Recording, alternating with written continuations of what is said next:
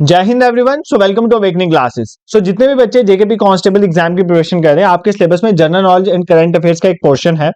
आज मैं 30 क्वेश्चंस वहां से लाए। करंट अफेयर्स यहाँ पर नहीं, क्योंकि करंट अफेयर्स के लिए आई एम थिंकिंग कि जम्मू कश्मीर का करंट अफेयर्स प्लस इंडिया का करंट अफेयर एक मैराथन सेशन आपके एग्जाम से पहले मैं कंडक्ट करवा लूंगा। ठीक है, आज हम बाकी जो जनरल नॉलेज का बाकी जो पोर्शन है उसमें से 30 क्वेश्चन है। आपने सभी क्वेश्चन खुद अटेम्प्ट करने और अच्छे से इस लेक्चर को सुनना।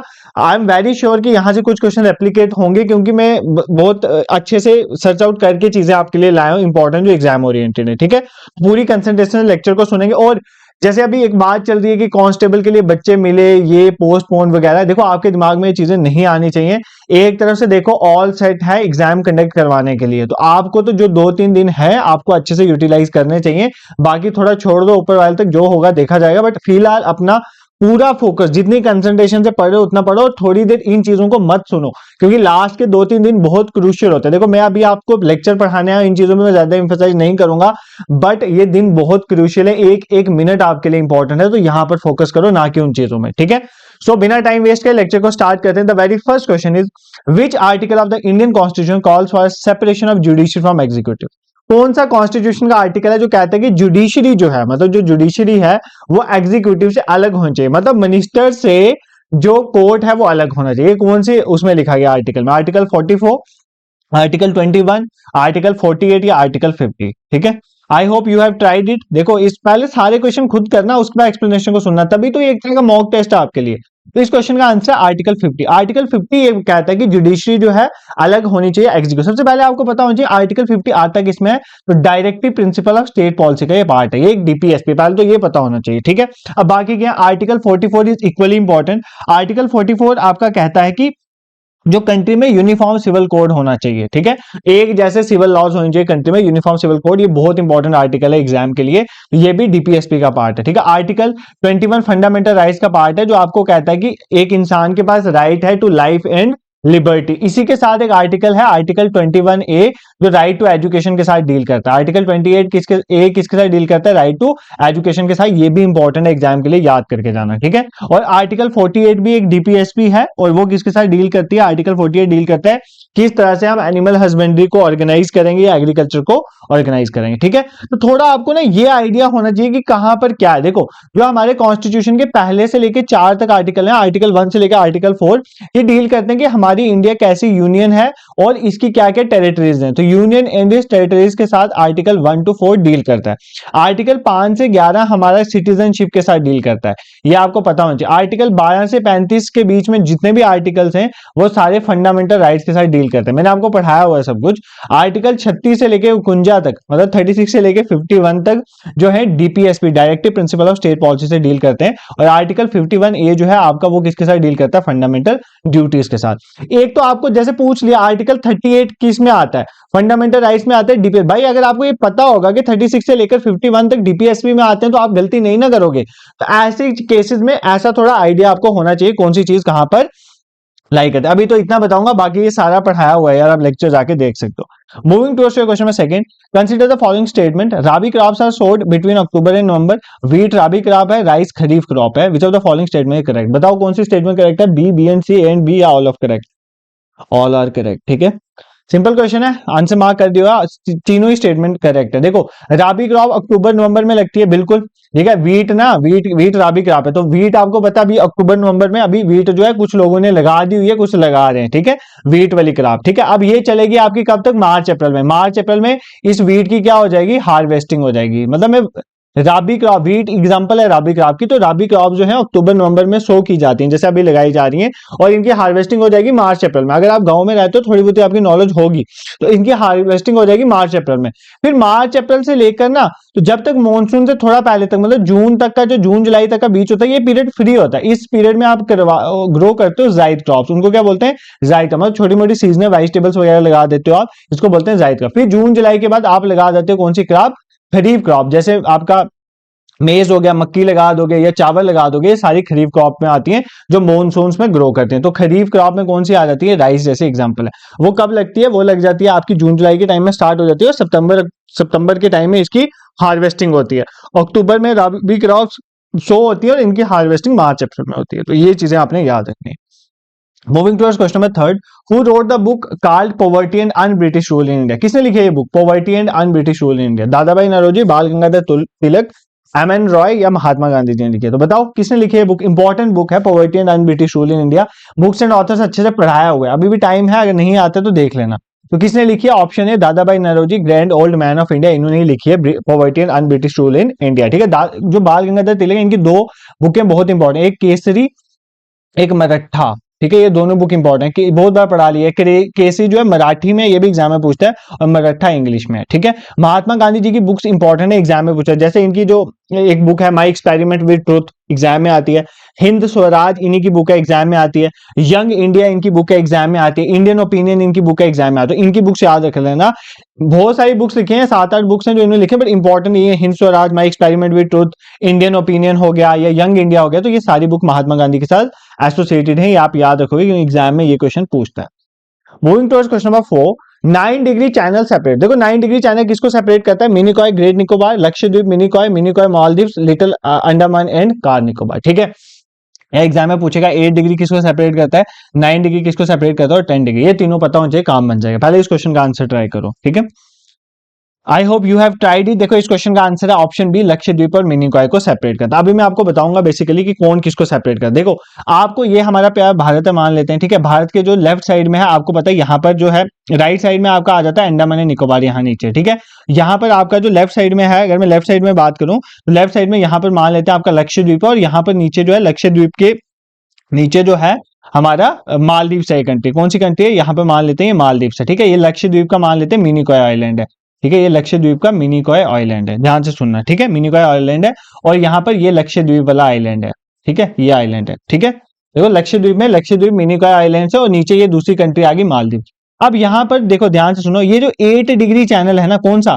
8 डिग्री चैनल। 8 डिग्री चैनल जो है वो सेपरेट करता है। 8 डिग्री चैनल किसको सेपरेट करता है? 8 डिग्री चैनल को सेपरेट करता है मालदीव्स को मिनिकॉय से। ये मालदीव्स है, और मालदीव्स और मिनिकॉय के बीच में 8 डिग्री चैनल। अगर एग्जाम में आएगा 8 डिग्री चैनल किसको सेपरेट करता है, तो आप लगाओगे मालदीव्स और मिनिकॉय, ये ऑप्शन तब मार्क करोगे। ठीक है, अब ये मिनिकॉय है और ऊपर लक्षद्वीप है, तो मिनिकॉय और लक्षद्वीप में अगर मैं बात करूं तो मिनिकॉय और लक्षद्वीप में जो है हमारा वो कौन सा है? 9 डिग्री चैनल। तो एग्जाम में पूछेगा 9 डिग्री चैनल किसके बीच में है, तो ये क्वेश्चन था, वो है लक्षद्वीप और मिनिकॉय के बीच में। ऊपर लक्षद्वीप, नीचे मिनिकॉय। 8 डिग्री मालदीव्स और मिनिकॉय। और अगर पूछे 10 डिग्री चैनल किस किसके बीच में है, 10 डिग्री चैनल है अंडमान और निकोबार के बीच में। देखो ये नीचे मान लेते हैं निकोबार है, ये मान लेते हैं हम अंडमान, वैसे ऊपर तो नहीं है, नीचे है वो। तो अंडमान और निकोबार के बीच में हमारा 10 डिग्री चैनल है। ठीक है, अंडमान और निकोबार के बीच में 10 डिग्री चैनल है, ये हमें याद रखना। फिर अंडमान के अंदर ही देखो, अंडमान में देखो यहाँ पर ना मैं सारा ही बता देता हूँ, क्योंकि यहाँ पर ये पूछता है किसके बीच क्या है। पहले हमने देखा मालदीव्स और मिनिकॉय के बीच में 8 डिग्री चैनल। ध्यान से सुनो, मालदीव ये देखो ना यार, मालदीव सबसे नीचे और मालदीव और मिनिकॉय के बीच में 8 डिग्री, मिनिकॉय और लक्षद्वीप के बीच में 9 डिग्री, अंडमान और निकोबार के बीच में 10 डिग्री। अब अंडमान फर्दर टूटा हुआ है। अंडमान में होता है north Andaman, middle Andaman, south Andaman और लिटिल अंडमान। अब ये जो साउथ अंडमान और लिटिल अंडमान है, इनके बीच में आता है डंकन पैसेज। क्या आता है? Duncan passage. ये एग्जाम में क्वेश्चन पूछा हुआ है, यही क्वेश्चन पूछा है। 10 degree channel, Duncan passage, 8 degree, 9 degree. 8 degree तो कम ही पूछता है, but 9 degree, 10 degree Duncan passage, ये आपने रट लेना एग्जाम के लिए, ये इंपॉर्टेंट चीज है। ठीक है, तो ये ज्योग्राफी में मैंने यार फिजिकल और पॉलिटिकल डिवीजन वाला एक लेक्चर लाया, उसमें सब पढ़ाया हुआ है। अगर आप देखोगे वो एक लेक्चर ना रामबन है इस एग्जाम के लिए। ठीक है, आप देख सकते हो उस लेक्चर को, आपकी कुछ चीजें कवर हो जाएंगी। Moving towards question number 5, which of the following committee suggested the incorporation of fundamental duty in the Indian constitution? आपको पता है ओरिजिनली हमारे कॉन्स्टिट्यूशन में फंडामेंटल ड्यूटीज का कंसेप्ट नहीं था, ये बाद में डालेगी 42nd constitution amendment act of 1976 के थ्रू इसको ऐड किया गया। अब कौन सी कमेटी ने बोला था कि फंडामेंटल ड्यूटीज होनी चाहिए? मल्होत्रा कमेटी, सरकारिया, नरसिम्हन कमेटी या स्वर्ण सिंह कमेटी? तो कौन सी कमेटी की रिकमेंडेशन पे आई है fundamental duties? Very simple question, option D is the correct answer, Swaran Singh committee is the answer. ठीक है, पढ़ाया था। तो ओरिजिनली हमारे कॉन्स्टिट्यूशन में फंडामेंटल ड्यूटी नहीं थी। 42nd कॉन्स्टिट्यूशन अमेंडमेंट एक्ट जो आई कब आई थी? 1976 में। इसमें 10 फंडामेंटल ड्यूटीज ऐड हुई, बाद में एक और ऐड होती है, तो अभी टोटल फंडामेंटल ड्यूटीज कितनी है? 11। ये जो एक ऐड हुई ना, ये 86 कॉन्स्टिट्यूशन अमेंडमेंट एक्ट 2002 में ऐड हुई है। ठीक है, तो ऐड बेस्ड अगर आपको पूछे कितनी फंडामेंटल ड्यूटीज है, हमारी 11 फंडामेंटल ड्यूटी। कौन से आर्टिकल में? आर्टिकल 51A में हमें बताया। कौन से पार्ट में? पार्ट 4 में आ जाता है। ठीक है, पार्ट 4 है मान लो। ठीक है, this is clear. Fundamental duties में कोई प्रॉब्लम नहीं होनी चाहिए। Fundamental rights, fundamental duty, GPSP, preamble, ये 4 वीडियोस देख के जाना, इसमें से क्वेश्चन निकल जाएगा। ठीक है, और जो फॉर्मेशन ऑफ इंडियन कॉन्स्टिट्यूशन में मैंने एमसीक्यू फॉर्मेट में आपको पढ़ाया हुआ। क्वेश्चन नंबर 6 देखो, who was appointed as the adviser of the drafting committee. तो ड्राफ्टिंग कमेटी को एडवाइज करना किसको चुना गया था as the adviser of drafting committee? Doctor B R Ambedkar, Pandit Jawaharlal Nehru, Mahatma Gandhi, sir B N Rau. ठीक है, बताओ किसको चुना गया था? Doctor B R Ambedkar, Pandit Jawaharlal Nehru, Mahatma Gandhi या सर बी एन रॉय? किसको चुना गया था? Sir B N Rau ji को चुना गया as the adviser of drafting committee. Chairman पूछेगा तो doctor B R Ambedkar, but पूछा गया कि एडवाइजर किसको चुना गया, तो सर बी एन रॉय को। ये मैंने आपको पढ़ाया था फॉर्मेशन ऑफ इंडियन कॉन्स्टिट्यूशन में, मैंने बताया हुआ है कि कॉन्स्टिट्यूशन का एडवाइजर किसने, पहली बार कंसेप्ट किसने दिया, ये सब चीजें एग्जाम्स में आने की प्रोबेबिलिटी है, तो ये हमने ऑलरेडी कवर किए हुए हैं। Moving towards question number 7, which one of the following river flows in the Arabian sea. इनमें से कौन सी रिवर अरेबियन सी में गिरती है? भाई ये हमारा प्यार भारत का मैप नीचे कोस्टल वाला, ये आ गया हमारा अरेबियन सी और ये आ गया हमारा बे ऑफ बंगाल। दोनों किस में आते हैं? इंडियन ओशन में आते हैं। ठीक है, तो आप पूछा इनमें से कौन सी नदी जो है वो अरेबियन सी में गिरती है? नर्मदा, गंगा, गोदावरी और कृष्णा। देखो अगर आपको पता होगा ना तो आप खुद कर लोगे। नर्मदा यहाँ जाती है, यहाँ से ऐसे नीचे, ठीक है, यहाँ से नीचे। गंगा ये ऊपर से आती है और ये वेस्ट बंगाल से यहाँ पे गिरती है। उसके बाद कौन सी है? गोदावरी, गोदावरी यहाँ से आती है महाराष्ट्र में, यहाँ पे गिरती है। कृष्णा इसके नीचे यहाँ से आके यहाँ पे गिरती है। अब बताओ कौन सी वाली गई है अरेबियन सी में? भाई ये वाली गई ना, Narmada. Option A is the correct answer. तो अगर आपने रिवर्स को मैप्स के थ्रू पढ़ा हुआ है जैसे मैंने पढ़ाया हुआ है, तो आपको ये सारे क्वेश्चन, किसकी कौन सी ट्रिब्यूटरी है, ये क्वेश्चन कौन सी कहां पर गिरती है, ये क्वेश्चन, और किसके बैंक में क्या है, जैसे सरयू रिवर के किनारे अयोध्या है, तो ये ऐसी चीजें एग्जाम्स में पूछता है। तो ये तीन चीजें रिवर्स के बारे में पता होगी, या कौन सी रिवर जो मिलते हैं उस प्रयाग का क्या नाम है, जैसे देव प्रयाग है, रुद्र प्रयाग है, तो ये चीजें एग्जाम्स में पूछी जाती हैं गंगा के related. Moving to question number 8, hepatitis B जो है आपके पास एक कम्युनिकेबल डिसीज है, वो किस पार्ट को मेजरली इफेक्ट करता है? मेजरली बोला है, ये नहीं बोला कि सिर्फ उसी को इफेक्ट करता है। तो मेजरली किस पार्ट को? Hepatitis B. हेपेटाइटिस बी सबसे पहली बात है कि वायरल डिसीज है, ठीक है, वायरस कॉज करता है। तो कौन से पार्ट को मेजरली इफेक्ट करता है? ये हार्ट को करता है, हमारे लंग्स को करता है, लिवर को करता है, ब्रेन को करता है। ठीक है, तो कहां पे इफेक्ट करता है? हेपेटाइटिस बी हमारे लीवर को मेनली इफेक्ट करते हैं, ये चीज आपने याद रखनी है। ठीक है, moving towards question number 9, BCG vaccination is given to prevent against which of the following diseases. तो बीसीजी वैक्सीन जो है किसके अगेंस्ट दी जाती है? कौन सी जो बीमारी होती है उसके अगेंस्ट बीसीजी वैक्सीन दी जाती है? हमें बताना है। ट्यूबरक्लोसिस, टाइफाइड, हर्पस या एड्स। ठीक है, एड्स की फुल फॉर्म भी पूछता है, एक्वायर्ड इम्यूनो डेफिशिएंसी सिंड्रोम कौन कॉज करता है? HIV virus, human immuno deficiency virus. ठीक है, ये कॉज करता है, ये भी याद कर लेना। तो बीसीजी वैक्सीन किसके लिए यूज की जाती है? बीसीजी वैक्सीन यूज की जाती है टीबी के लिए, ट्यूबरक्लोसिस के लिए। ठीक है, बीसीजी की फुल फॉर्म भी एक एग्जाम में पूछी गई है, तो फुल फॉर्म भी देख लो, बैसिलस कैलमिट ग्यूरिन। ठीक है, ये वैक्सीन जो है यूज की जाती है ट्यूबरक्लोसिस है। इसी तरह एक डीपीटी वैक्सीन भी होती है, डिफ्टेरिया, पर्टेजियो, टेटनस वगैरह की। डिफ्टेरिया के लिए पूछता है कौन सी, तो डीपीटी वैक्सीन यूज की जाती है। और पोलियो के लिए कौन सी वैक्सीन की जाती है? ओपीवी वैक्सीन की, oral polio vaccine, OPV use की जाती है पोलियो के लिए। कुछ इंपॉर्टेंट वैक्सीनेशन हैं जो आपको पता होनी चाहिए, एग्जाम्स में आई हुई है। Moving towards question number 10, question number 10 आपका क्या कहता है? The chemical name of blue vitriol is. Blue vitriol किसको कहा जाता है? सोडियम बाइकार्बोनेट को, सोडियम हाइड्रोक्साइड को, मैग्नीशियम सल्फेट को या कॉपर सल्फेट को? तो बताओ ब्लू विट्रोल किसका नाम है? ब्लू विट्रोल किसको बोला जाता है? ब्लू विट्रोल बोला जाता है ऑप्शन डी, कॉपर सल्फेट को। एग्जाम में पूछेगा ब्लू विट्रोल किसको बोला जाता है, ग्रीन विट्रोल किसको बोला जाता है और व्हाइट विट्रोल किसको बोला जाता है। ठीक है, ये पूछता है। तो ग्रीन विट्रोल जो है बेसिकली बोला जाता है फेरस सल्फेट को। किसको बोला जाता है? फेरस सल्फेट को। और व्हाइट जो है, व्हाइट विट्रोल बोला जाता है जिंक सल्फेट को। किसको बोला जाता है? जिंक सल्फेट को। ऐसे ना इंपॉर्टेंट नाम आपको पता होना चाहिए, जैसे sodium bicarbonate, baking soda, NaHCO3, baking soda को बोला जाता है सोडियम बाइकार्बोनेट। वॉशिंग सोडा किसको बोला जाता है? सोडियम कार्बोनेट को। वॉशिंग सोडा किसको बोला जाता है? Sodium carbonate. ये कुछ इंपॉर्टेंट चीजें जो आपको पता होनी चाहिए। ठीक है, ये एग्जाम में पूछता है। जैसे सोडियम हाइड्रोक्साइड है, इसको बोला जाता है कॉजेटिक सोडा। क्या बोला जाता है? कॉजेटिक सोडा। पूछे कॉजेटिक सोडा किसको बोला जाता है? तो कॉजेटिक सोडा बोला जाता है हमारे सोडियम हाइड्रोक्साइड को। तो सोडियम हाइड्रोक्साइड को क्या बोला जाता है? कॉजेटिक सोडा। देखो ये चीजें मैंने एक लेक्चर में आपको सारी पढ़ाई हुई है, तो आप उस लेक्चर को ध्यान से देख लोगे तो क्लियर हो जाएगा। ठीक है, Na सोडियम हाइड्रोक्साइड को कॉजेटिक सोडा बोला जाता है। जैसे मैंने बताया था आपको, सल्फ्यूरिक एसिड को ऑयल ऑफ विट्रोल बोला जाता है। ठीक है, कैल्शियम ऑक्साइड CO, ये इंपॉर्टेंट है, कैल्शियम ऑक्साइड को बोला जाता है क्विक लाइम। पूछे क्विक लाइम किसको बोला जाता है? कैल्शियम ऑक्साइड को बोला जाता है। मिथेन को मार्श गैस बोला जाता है, ये बताया था। ये एग्जाम में आता है कि लॉफिंग गैस किसको बोला जाता है? तो लॉफिंग गैस बोला जाता है बेसिकली निट्रस ऑक्साइड को।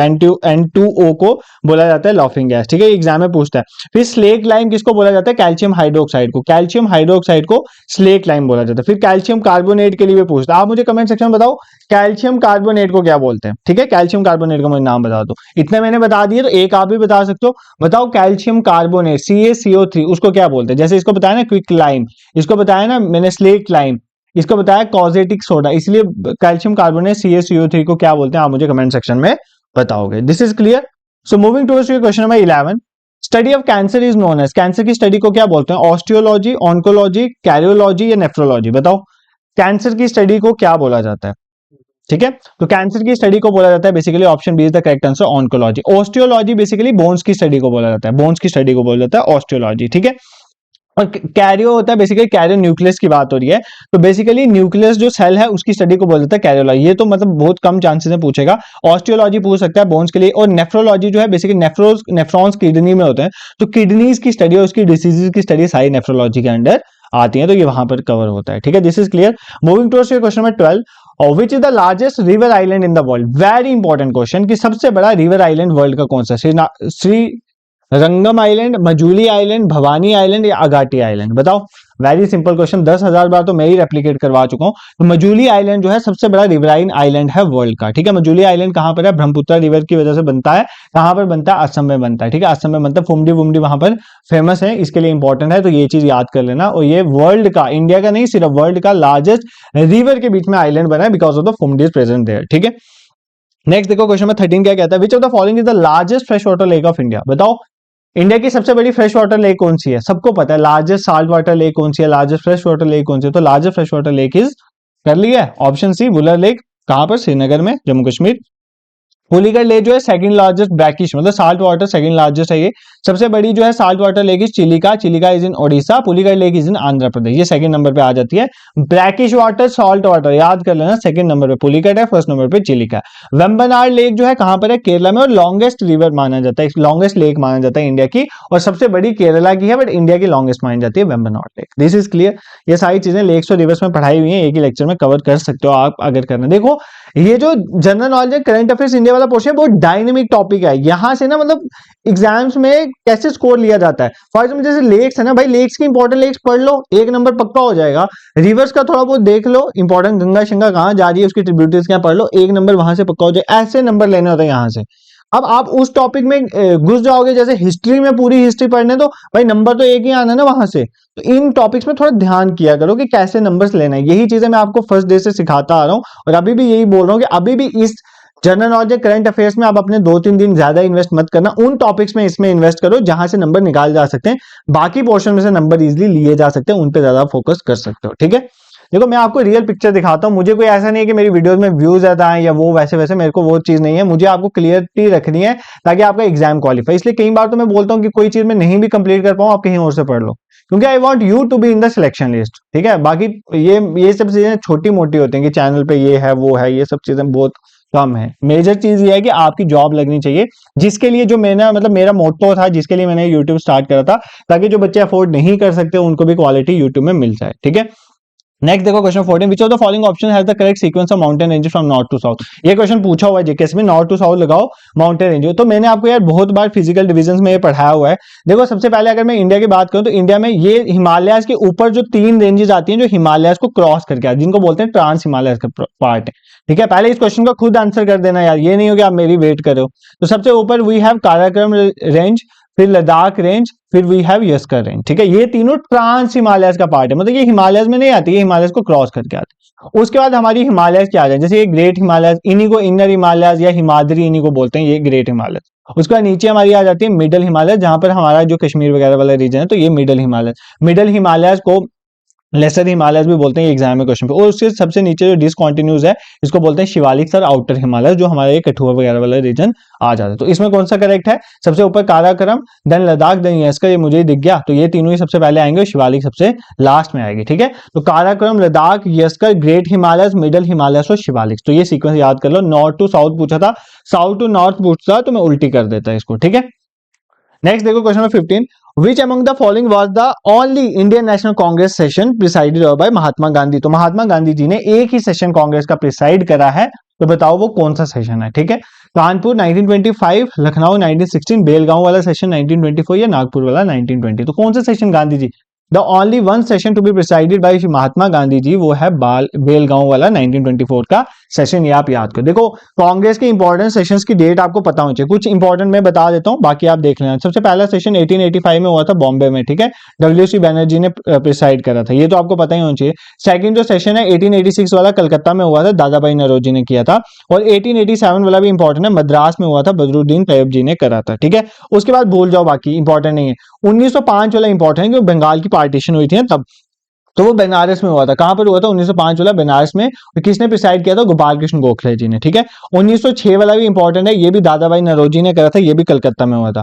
1907 में सूरत स्प्लिट हुई थी, इसलिए इंपॉर्टेंट, तो कहां पर हुआ था? सूरत में हुआ था, रास बिहारी घोष ने करा था, ठीक है। ये इंपॉर्टेंट है, जो एग्जाम में पूछता है, मैं वही बता रहा हूँ जो मोस्ट इंपॉर्टेंट, जो एग्जाम में पूछे जाते हैं। फिर 1916 में जब मुस्लिम लीग और कांग्रेस इकट्ठे हुए थे साथ में, जब मॉडरेट और एक्सट्रीमिस्ट आपस में मिले थे, वो सेशन भी इंपॉर्टेंट है। 1916 वाला कहां पर हुआ था? लखनऊ में, AC मजुमदार ने किया। देखो एक चीज बता देता हूं कि अगर आपको हिस्ट्री में थोड़ा डर लग रहा है ना, तो मैंने एक थोड़े दिन पहले एक वीडियो डाली थी, आप कर लेना, फ्रीडम स्ट्रगल इंपॉर्टेंट डेट्स ऐसे करके, सारी मैंने फ्रीडम स्ट्रगल की इंपॉर्टेंट डेट्स वहां पे पढ़ा दी। उस लेक्चर को देख लोगे ना अभी, तो एक जो डर है ना आपके कि एग्जाम में कोई क्वेश्चन आ जाएगा, तो वो आपको कवर हो जाएगा, क्योंकि वहां से मैंने मैक्सिमम कवर की हुई चीजें, ठीक है। तो 1916 का जो सेशन हुआ था, AC मजुमदार सर ने किया था, लखनऊ में हुआ था, ठीक है। 1917 वाला कलकत्ता में एनी बेसेंट ने किया था, वेरी इंपॉर्टेंट। 1970 का कलकत्ता एनी बेसेंट का सेशन ये कल है। बाकी महात्मा गांधी जी का 1924 में इंपॉर्टेंट है। फिर जो इंडियन पहली जिन्होंने सेशन करा था वुमेन, सरोजिनी नायडू जी ने किया था, 1925 वाला कानपुर वाला सेशन, ये भी इंपॉर्टेंट है, याद कर लेना, ठीक है। पूछता है 1929 में लाहौर सेशन हुआ था, इंपॉर्टेंट है, पंडित जवाहरलाल नेहरू जी ने प्रिसाइड किया था, ये इंपॉर्टेंट है। 1931 वाला कराची वाला सरदार वल्लभ भाई पटेल जी ने किया था, ये इंपॉर्टेंट है। उसके बाद एक ही सेशन इंपॉर्टेंट है 1938 और 39 वाले। 1938 वाला जो है हरिपुरा वाला, ये सुभाष चंद्र बोस जी ने किया था प्रिसाइड। और 1939 त्रिपुरी वाला भी सुभाष चंद्र बोस जी ने किया था, बट बाद में इन्होंने अपनी सीट से क्विट कर दिया था, ठीक है। तो ये इंपॉर्टेंट कुछ सेशन से जल्दी जल्दी में पढ़ा दी, क्योंकि ऑलरेडी यार पढ़ाए हुए हैं, तो अब इतना यहां पर टाइम देने का कोई बेनिफिट नहीं है, ठीक है।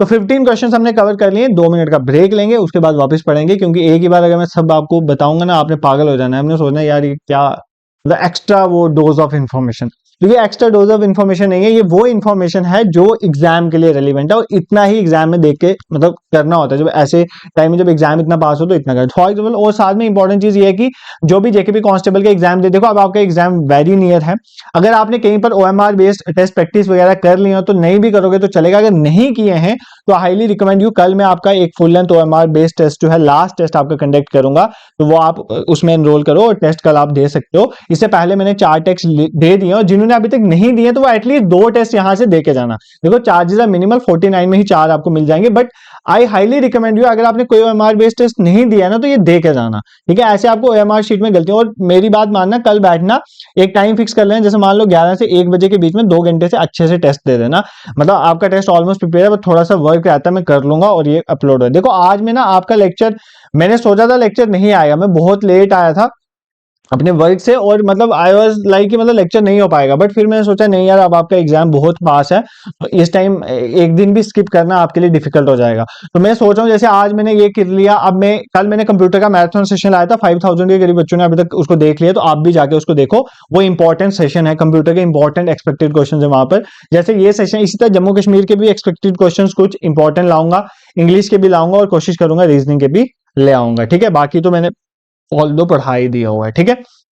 तो बाकी आप प्रिपेयर करो, रिवाइज करो, ये 2-3 दिन अच्छे से यूटिलाइज करो। इस टाइम पे इन चीजों पे ध्यान मत दो कि यहाँ पर ये होगा, ये पेपर पोस्टपोन होगा, जब होगा तो देखा जाएगा, अभी तक तो नहीं होगा ना। सब सेट है, सबकी ड्यूटीज लगी हुई है, गवर्नमेंट स्टाफ की सब सेट है पेपर कंडक्ट होने के लिए, प्रोबेबिलिटी इतनी नहीं बनती है, ठीक है। तो अगर हो भी सकता है, मैं कुछ बोलना नहीं चाहता इस पे, बट आप अपना फोकस करें अपनी स्टडीज, बट ऐसा होना नहीं चाहिए, क्योंकि कुछ बच्चे जो कब से प्रिपेयर कर रहे हैं, या तो पहले ही दे दो या फिर ऐसे नहीं करना चाहिए, तो ये भी चीजें, बट चलो इन चीजों पे हम कुछ बोल नहीं सकते। नेक्स्ट क्वेश्चन में 16 पे मूव करते हैं। In which sport is the Ryder Cup contested? तो राइडर कप कौन से स्पोर्ट से एसोसिएटेड है, हमें बता देना है, ठीक है। गोल्फ, टेनिस, फुटबॉल या क्रिकेट, कौन से स्पोर्ट के साथ जो है हमारा राइडर कप एसोसिएटेड है? तो राइडर कप आंसर मार्क कर लिया। तो राइडर कप किसके एसोसिएटेड है? गोल्फ के साथ एसोसिएटेड है, ठीक है। इंपॉर्टेंट है यार, हमें कुछ ना इंटरनेशनल आपको बता देता हूँ किसका एसोसिएटेड, बट ऑल दो कल स्टैटिक जीके में मैं सारे इंपॉर्टेंट कप्स आपको बता चुका हूँ, ठीक है, वो वहां से देखें। जैसे डेविस कप पूछ ले तो टेनिस के साथ, डेविस कप टेनिस के साथ ये एग्जाम में पूछा जाता है। राइडर कप मैंने आपको बता दिया गोल्फ के साथ है, ये भी पूछा जाता है एग्जाम में। और एक फॉर्मूला 1 ट्रॉफी है, ये पूछता है आजकल। फॉर्मूला 1 ट्रॉफी मोटर स्पोर्ट जो होता है ना गाड़ियों वाला, मोटर स्पोर्ट, उसके साथ है फॉर्मूला 1 ट्रॉफी, ये भी पूछता है एग्जाम में। फिर रग्बी वर्ल्ड कप रग्बी के साथ, एक पूछता है Ashes trophy, Ashes trophy cricket के साथ है, ठीक है, ये मैं इंटरनेशनल ट्रॉफीज बता रहा हूँ। एशिज ट्रॉफी जो है क्रिकेट के साथ एसोसिएटेड है। फिर विंबलडन नहीं बताया मैंने आपके साथ, विंबलडन भी पूछता है, विंबलडन भी किसके साथ एसोसिएटेड, टेनिस के साथ एसोसिएटेड है, ये भी एग्जाम में पूछता है। फीफा, ठीक है, फीफा वर्ल्ड कप किसके साथ है, फुटबॉल के साथ एसोसिएटेड, ये एग्जाम में क्वेश्चन पूछे जाते हैं, ठीक है, बाकी मैंने ऑलरेडी करवाए हो, देख लेना। Where will be the FIFA World Cup 2026 be held, तो 2026 का FIFA football international football federation का जो वर्ल्ड कप होता है 2026 का, वो कहां पर होगा, China, Japan, south Korea, Russia, Belarus, Finland, US, Canada, Mexico, UAE, Qatar, Saudi Arabia. बताओ, ठीक है, दो में लास्ट वाले में कंफ्यूज हो सकते हो, option C is the correct answer, USA, Canada और मैक्सिको, इस बार मतलब नॉर्थ अमेरिका में हो रहे हैं। नेक्स्ट देखो, what is the capital of Telangana state, very simple question, Telangana की कैपिटल हैदराबाद, निजामाबाद, नालगोंडा, महबूब नगर। अगर इस क्वेश्चन में अमरावती होता थोड़ी कंफ्यूजन हो सकती थी, बट नहीं है, तो Hyderabad is the correct answer. Telangana is Hyderabad और आंध्र प्रदेश की अमरावती है, ठीक है, आंध्र प्रदेश की अमरावती है, कंफ्यूज नहीं हो जाना इन दोनों में, क्योंकि ये अलग बाइफर्केशन से बनी है। नेक्स्ट देखो क्वेश्चन में 90, which of the following temples of India is known as black pagoda, black pagoda किसको बोला जाता है, sun temple Konark, Brihadeshwara temple Tanjore, lord Jagannath temple Puri, Meenakshi temple Madurai. देखो ये important places, famous places of India में आएगा। तो सन टेम्पल जो है बेसिकली उसको ब्लैक पगोडा बोला जाता है, सन टेम्पल कोणार्क वाला कहां पर है, ओडिशा में है। बृहदेश्वर टेम्पल तंजौर कहां पर है, तमिलनाडु में। जगन्नाथ टेम्पल पुरी कहां पर है, ओडिशा में। मीनाक्षी टेम्पल मदुरई कहां पर है, तमिलनाडु में, ठीक है। टेम्पल्स वगैरह पढ़ाया हुआ सारा, ये देख लेना आर्किटेक्चर वाली वीडियो पे, अगर टाइम मिलता है तो। नहीं मिलता तो भी ऐसा नहीं करना कि आप मैं ये बोल रहा हूँ देख लेना, अगर नहीं देख पाओ तो दिमाग में ये चीज नहीं होनी चाहिए कि मैंने नहीं देखी है। इस टाइम देखो, इससे पहले जो हुआ वो हुआ, अब इसके बाद आप में कॉन्फिडेंस होना चाहिए, मैंने चीजें पढ़ी है, नहीं भी पढ़ी है तब भी अपने में कॉन्फिडेंस रखना, मैं कर लूंगा। क्योंकि ये वो टाइम नहीं है कि अब आप अपने दिमाग में 1% भी ये चीज नहीं लाना। और बाकी अगर आप मुझे बोलोगे मैं पेपर से पहले आपको कुछ बताऊंगा टिप्स एंड ट्रिक्स कैसे एग्जाम्स में करना चाहिए, जो मेरा खुद का एक्सपीरियंस है, अगर आपके काम आ जाए तो आप मुझे बता देना, आई ट्राई कि मैं उस पर एक वीडियो ले आऊंगा। नेक्स्ट देखो, क्रोनोलॉजिकल ऑर्डर में लगाना है, पहले सूरज स्प्लिट हुई, पार्टीशन ऑफ बंगाल हुई या फाउंडेशन ऑफ मुस्लिम लीग हुई, ठीक है, बहुत पास वाली चीजें और बहुत इंपॉर्टेंट है। देखो इतना तो आपको पता होना चाहिए कि पार्टीशन ऑफ बंगाल सर 1905 में हुई थी। सूरज स्प्लिट मैंने अभी आपको बताया, सूरज सेशन 1907 में, और मुस्लिम लीग 1906 में बनी थी, ठीक है। तो हो गया ना यार, पहले 2 हुआ, फिर 3 हुआ, फिर 1 हुआ, तो बताओ 2 3 1 option, option B is the correct answer. This is clear, जिसने अच्छे से पढ़ी होगी तो इसमें दिक्कत नहीं आएगी। और अगर कोई क्वेश्चन नहीं भी आते, तो किसी को भी सारे क्वेश्चन नहीं आते होते हैं, तो इतना टेंशन भी मत लेना। The world largest cricket stadium is situated with the following city, सबसे वर्ल्ड का सबसे बड़ा स्टेडियम कहां पर है, अहमदाबाद, लंदन, कोलकाता या सिडनी। सबसे बड़ा वर्ल्ड का स्टेडियम है नरेंद्र मोदी स्टेडियम, कहां पर है, गुजरात में, गुजरात के अहमदाबाद में, ठीक है। जिसमें आपको कितना बोला जाता है, 1 लाख कितने, 1,32,33,000 जहां पे कैपेसिटी है उसके बैठने की, तो ये स्टेडियम है जो हमारा नरेंद्र मोदी स्टेडियम, तो वर्ल्ड का सबसे बड़ा स्टेडियम। नेक्स्ट देखो, नेक्स्ट क्वेश्चन आपका क्या कहता है, कहता है कि balance of export and import of goods is refer to as, ठीक है। तो मैंने आपको बैलेंस ऑफ पेमेंट में पढ़ाया, देखो इंडियन फॉरेन ट्रेड वाला एक लेक्चर पढ़ा हुआ है, मतलब वो देख के जाना। अगर आपने अभी तक नहीं पढ़ा हुआ है इंडियन फॉरेन ट्रेड, तो उस लेक्चर से आपको बहुत हेल्प मिलेगी एग्जाम में, वो मैं रिकमेंड करूंगा, क्योंकि अभी भी टाइम है आपके पास। क्योंकि अगर आपने नहीं पढ़ा हुआ है तो फिर कोई दिक्कत नहीं है, बट अगर नहीं पढ़ा हो तो देख लेना। देखो balance of export and import of goods जो है ना, गुड्स की बात आती है बैलेंस ऑफ ट्रेड में, किसमें आती है, बैलेंस ऑफ ट्रेड में।